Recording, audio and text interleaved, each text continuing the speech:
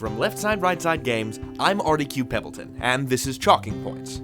This week, Damien writes, "Hey Artie, love the series. My question is simple. Where do prefixes and suffixes originate? Did someone just decide to throw on some extra letters and change its meaning entirely, or is there something more sinister going on?" Excellent question, Damien. You say your question is simple, but it's deceptively complicated. First, we should define prefixes and suffixes. Now, a prefix is a unit of language that you attach to the front of a word in order to change its meaning, like attaching re to right in order to get rewrite. A suffix is a unit of language that you attach to the back of a word in order to change its meaning, like the English plural suffix z, or the past tense suffix id. The dog sniffs the air versus the dogs sniffed the air. So, Wizard's first rule.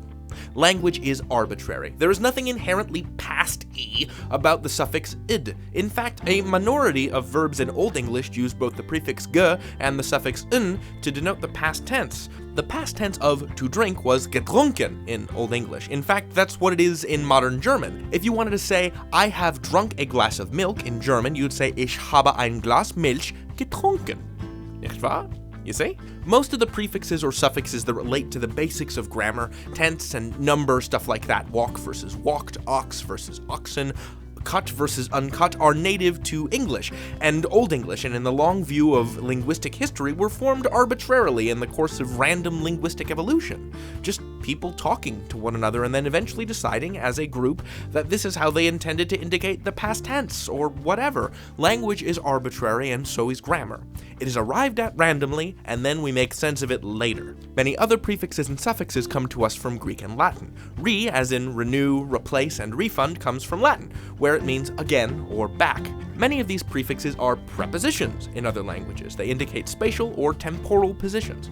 For example, the prefix hyper is a Greek word that means beyond, as in hyperextension or hyperspace, and the prefix pre is a Latin word that means before, as in preteen or preface.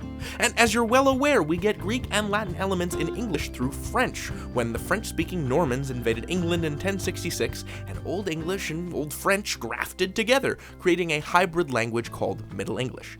That Middle English divested itself of many of its Old Englishisms, including its cases and genders. This hybrid language had elements of both its parent languages, which is where all those prefixes and suffixes come from.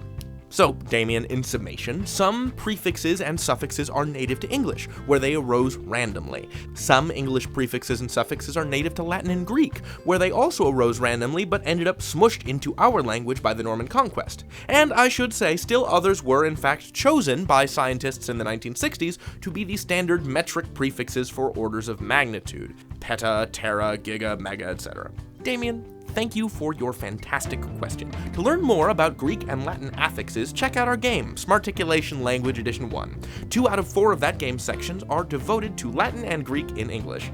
To learn more, come to our website, lsrsgames.com. Thanks for watching, and until next time, laugh, learn, light up your language. I'm Artie Q. Pebbleton, and I'll see you around. I should say, Damien, that in reference to another part of your question, where you asked if someone just decided to throw on some extra letters, that there are languages in the world that are inventions of individual people. These are called constructed languages, like Esperanto, Interlingua, Quenya, Klingon. Click here. Thank you. Here to hear one of my personal heroes, the American linguist John McWhorter, discuss fictional constructed languages. It's well worth your time. Have you invented your own language? Let me know in the comments. We'll talk about it, and until then, kapla!